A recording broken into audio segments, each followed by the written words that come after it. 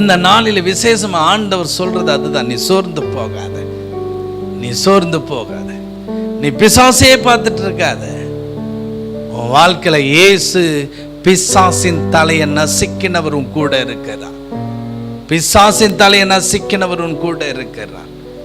ஆண்டவர் எப்போ பார்த்தாலும் தன் கூட வர்ற மக்கள்கிட்ட இருந்த கட்டுகள் எல்லாம் பேய் தோர்த்திட்டு அவர் ஒரு நாளும் பிசாசை பற்றியே பேசவே இல்லை. பிரசங்கம் சில சொல்லுவார், போ அப்பாலே போனது போயிடும், நீ பிசாச ஒரு பொருட்டா என்னாத, உன்னுடைய காரியத்தில் நடக்கிற பிரச்சனை இதுதான் அப்படி நினைக்காத. ஏனென்றால் சமாதானத்தின் தேவன் உங்க கூட இருக்கிறார். சீக்கிரமா இந்த சாத்தானை மிதித்து போடுவார். நீ தைரியமா இருங்க. உன் வாழ்க்கையில சோர்வு உண்டாக்குற எல்லா வல்லமையும் அழிக்கப்படும். இந்த நாளில் நீ தைரியமா இருக்கணும். உங்க வாழ்க்கையில ஏன் அந்த தைரியம் உங்களை விட்டு விலகி போகிறது? ஏன் நீங்க அடிக்கடி சோர்ந்து போகிறீங்க? காரணம் என்ன தெரியுமா?